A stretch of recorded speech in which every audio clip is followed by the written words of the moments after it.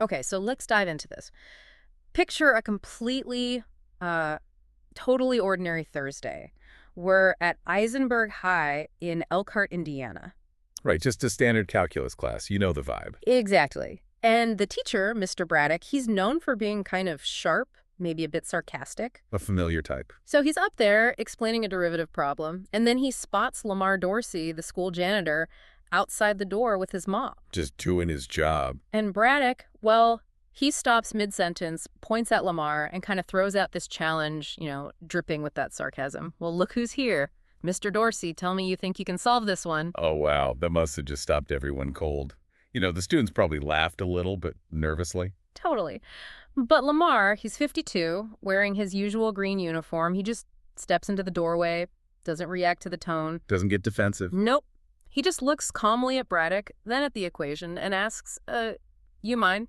Pointing to the marker. And Braddock probably a bit thrown off, right? He just says, be my guest. And the room just goes dead silent. You can almost hear the phones coming out like, what is going to happen here? So Lamar walks up, takes the marker. No hesitation at all. None. The source says he looked at it like someone reading a familiar map. He just starts writing. Smooth, deliberate lines. One after another. Not stumbling. And this is it, the big moment. He's not just writing the answer. He's actually talking through it, explaining the steps out loud. Mentioning the chain rule. Identifying function. Yeah, and apparently he did it all in his head.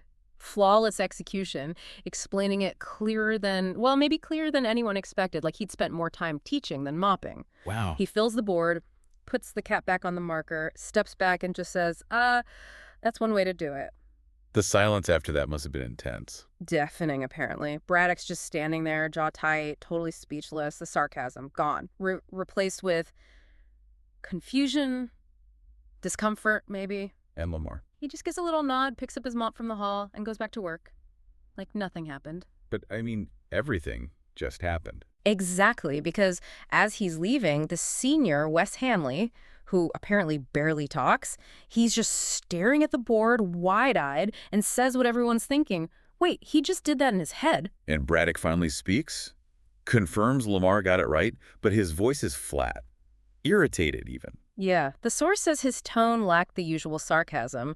Something else had slipped in, something closer to confusion or worse, discomfort. So did anyone ask Lamar how he knew all that? They did. And his answer was so simple but loaded. He just said, I spent a lot of time with numbers a long time ago. They never left. That hints at so much more, doesn't it? Oh, absolutely. That one moment, just a few minutes at the board, it fundamentally changed the way the entire school saw him. And it didn't stay contained in that classroom for long, did it? Not at all. Carly Benson had filmed the whole thing. Of course she did. Right. She barely waited for the bell before editing that clip. And by lunchtime, boom. Everywhere. TikTok, Instagram, just shaky phone footage with the caption, our janitor just smoked the calculus teacher. Just blew up. And the reaction online wasn't mocking Braddock. No, surprisingly, it was all off for Lamar. Comments like, man broke it down cleaner than my college professor. Wow. And get this man a classroom. That kind of thing. Exactly that. Just immediate recognition that there was something more to him. It really showed, you never know someone's story. It's amazing how fast that online moment translated back into the real world inside the school itself. Oh, it was instant. The hallways were just buzzing. Teachers couldn't stop talking about it in the lounge. Like Mrs. Lynn, the physics teacher. Yeah. She was marveling that he did a full derivative chain problem in his head. Yeah. Mr. Crane apparently called it like muscle memory. And Principal Everett was there too, right? Yeah. Noting that Lamar had been there for 6 years, quiet, reliable. But totally unknown in this capacity. Floors always clean, bulbs changed, just worked in silence. Until now. He wasn't invisible anymore. Not at all. Students started actively seeking him out, waiting by his closet, but not for supplies. Just to talk to him. Yeah, with this new respect. Saying things like, hey, Mr. Dorsey, you're kind of famous now. Even a 12-year-old asked if he did tutoring. It really makes you think about how much we box people in with labels, doesn't it? Janitor just hid this whole other dimension. Completely. And even Braddock changed. The next day, he was quieter in class, less sarcastic. Noticeably different. Definitely. Wes Hanley even pointed out that Lamar used Braddock's method, just explained it better, and Braddock couldn't argue. Lamar himself felt it, this shift in how people looked at him. So Principal Everett must have realized something significant had happened. He did. He called Lamar into his office soon after. And this is where we start to peel back the layers, understand the backstory. Everett asked him straight up, right, Yeah. about his background. Yep. Asked if he had a background in, like, education or engineering. And Lamar, after a pause, almost like dusting off an old memory, quietly says, I went to Purdue, mechanical engineering, full ride. Wow. A full ride for mechanical engineering. That's serious. That's a whole different path. It really was. He told Everett about growing up in Gary, Indiana. His mom, Stell, worked at a textile plant, raising him and his sisters. Education was everything to her. Books first, always. That was her motto. And she had this amazing line, the world will try to shut the door, but if you bring your own key, they can't stop you. And Lamar clearly earned that key. Valedictorian, science fairs, the Purdue scholarship, even tutoring other students as a freshman there. But then, life threw a massive curveball. Sophomore year at Purdue. His mother's diagnosis. Yeah, late-stage cancer. She wanted him to stay in school, but he knew he couldn't. He had to go home. So he took time off, planning to go back. He kept telling himself that, took a semester off, then another, started working multiple jobs, warehouse shifts, grocery store nights, just trying to pay bills, care for her. But getting back to school after something like that, it's incredibly hard. The source puts it so well, life doesn't wait for you. After his mother passed, things were just adrift.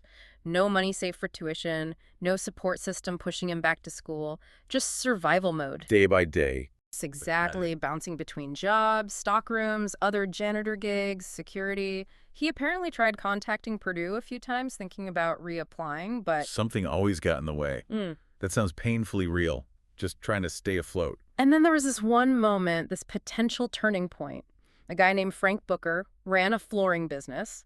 Saw potential in Lamar. Yeah, offered him a steady job, willing to trade him up, said, you're sharp, don't waste your time pushing brooms. Lamar felt hope again. But it didn't work out. The day before he was supposed to start, his younger sister, Alana, got into serious trouble at school.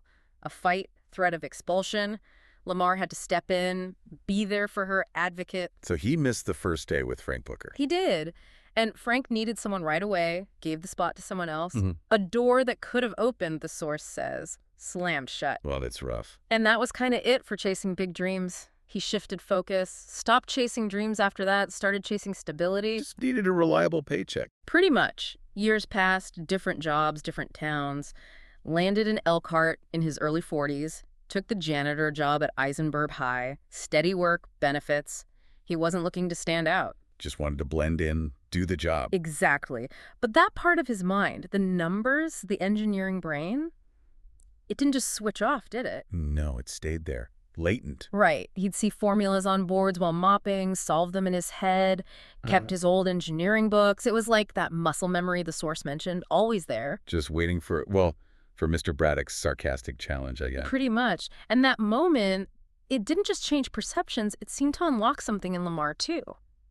He thought about Wes asking for help, that connection. And that led to the Dorsey sessions, right? Spontaneously. Totally organic. Students just started showing up in the library after school, Tuesdays and Thursdays, hoping Lamar would be there. They named it themselves. Yep, the Dorsey sessions.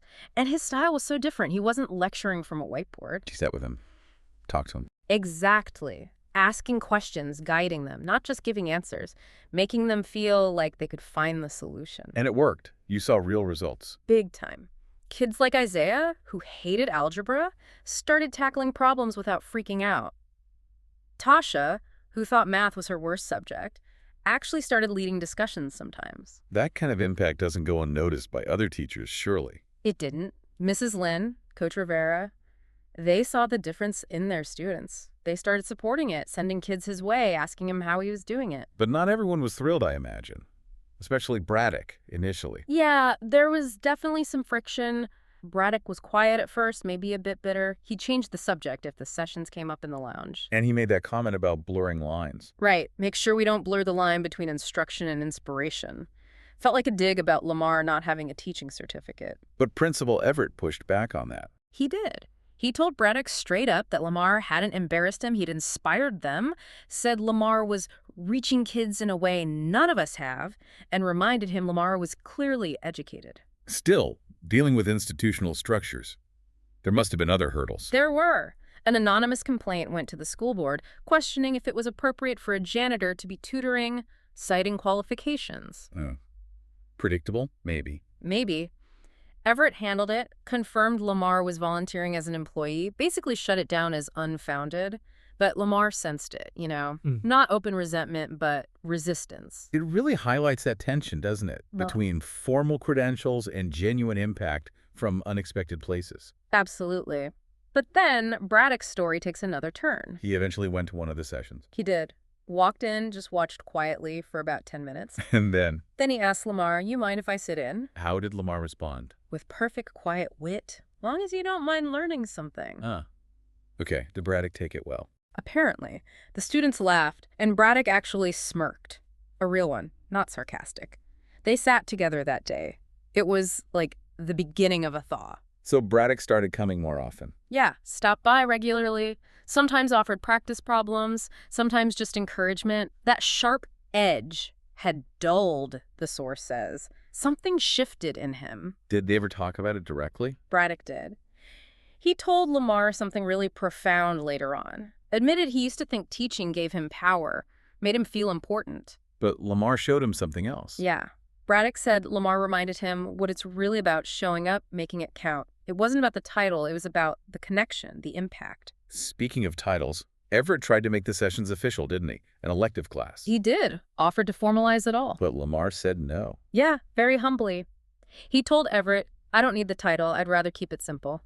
He wanted kids to come because they genuinely wanted to, not because it was on their schedule. Keep that organic feel. Exactly, and Everett respected that, promised the school support anyway. His impact went beyond the school walls too, right? The local reporter. Yeah, there was some local coverage, but Lamar characteristically kept the focus on the students, told the reporter, "I'm just showing them what they already have inside. Sometimes it takes a little time to see it." And that student showcase really drove the point home.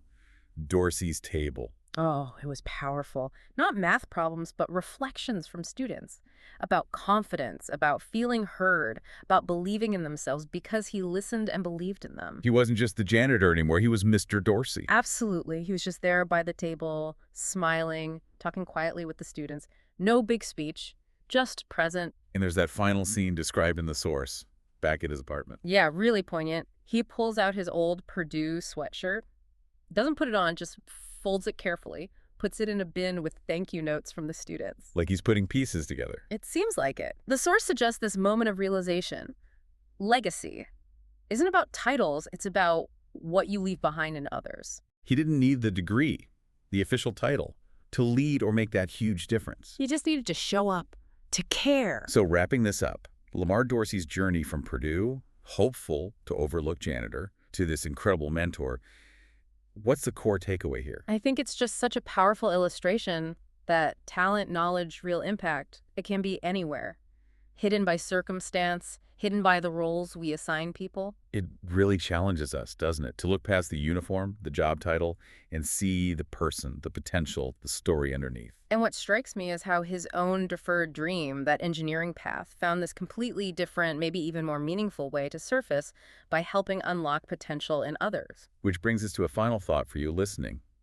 Lamar's story prompts us to see potential in others, sure, but what about in ourselves? Right. What knowledge, what skill, what passion might you have tucked away, like Lamar's connection to numbers, just waiting for a chance, maybe an unexpected one, to come out and make a difference?